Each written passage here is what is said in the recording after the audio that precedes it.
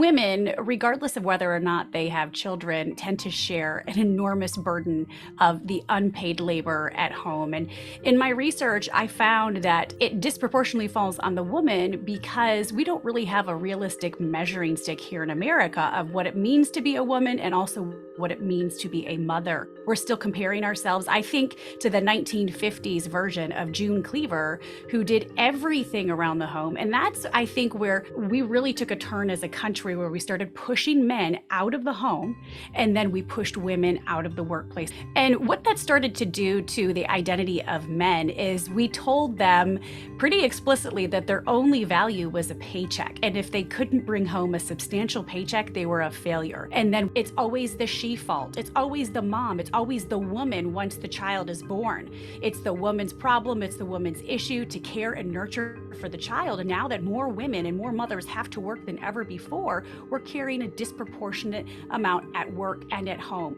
I struggled a lot as a working woman, as a working mother, because I was told in my own circles growing up that a real woman stays home to raise the children. Well, I know that's not really a reality for most women. Most women, most mothers have to work outside of the home these days.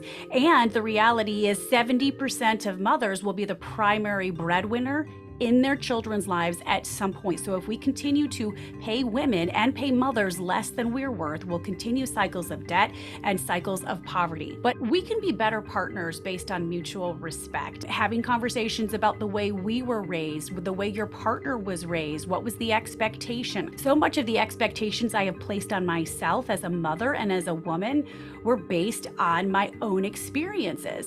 I've asked my partner this as well. What was it like in your home growing up? Who did what? Who was responsible for what? But it really does boil down to respect at home, and then having an honest and respectful conversation, talking about the burden, being very honest and transparent, and really making sure that we are partnering well with our partners, respecting them, respecting the boundaries, and that it's not falling disproportionately on one person.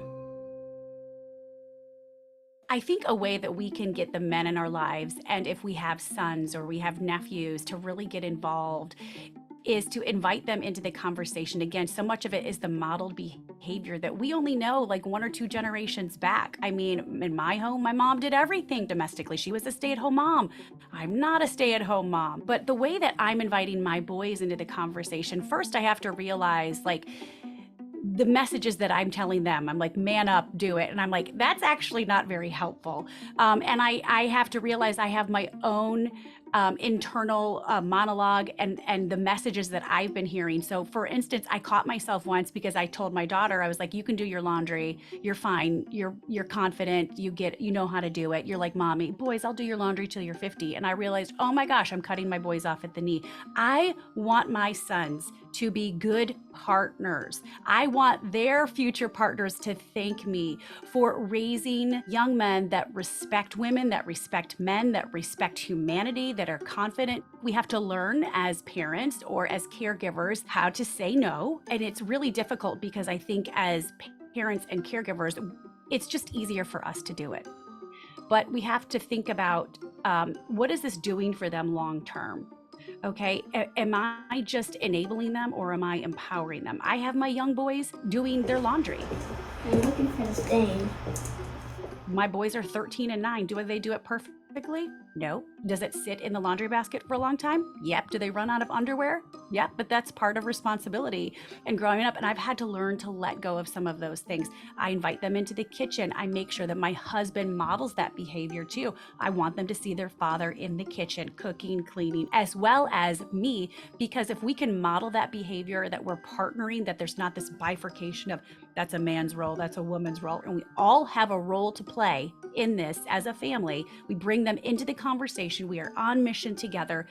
And then we have an expectation of what they're going to do, and we let them do it. And if they fail, so be it. That's part of life. That's part of the consequence. We're raising kids that can earn but can't empathize, and kids that can perform but can't perceive. We have to do better. And it starts with saying no and having expectations and letting your kids try and letting your kids fail and letting them get their hands and feet a little dirty.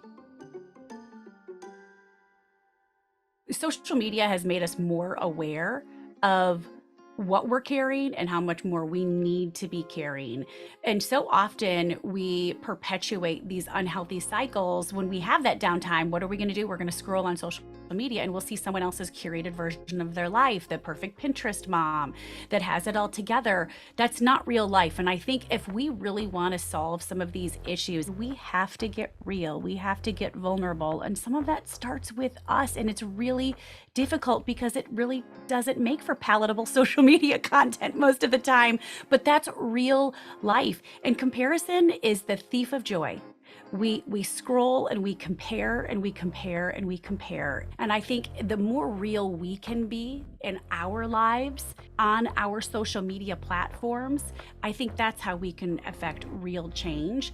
I think we've been programmed in this country as women to believe that we should come last, and that there's almost a status, a martyr status in that. But at the end of the day, we cannot operate from an empty tank. So I would just encourage you to have boundaries, not just at work, but boundaries at home. It's okay to ask for help. It's okay to hire a house cleaner. It's not a bad thing, but somehow outsourcing has become a dirty word here in our country. It's like, oh my gosh, I had somebody clean my house. Oh my gosh, I had a meal delivery service. Like, it's dirty because there's this expectation that we're supposed to carry it all and do it all. And if we don't, we're weak and we're a failure.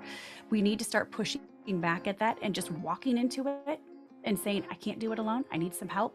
And if you can't afford to outsource, be that help to somebody else and find somebody who can be the help to you. Bring them dinner. They can bring you dinner. You can do carpool. Other countries where women have to work and take a great amount of pride in working, they don't feel guilty about working because the attitudes are, we are our brother's keeper. We're doing life together. And they truly are. They have family members living with them, helping to carry the load. They have created a beautiful interdependence, but don't wait for the community to come to you. You have to start by being that community.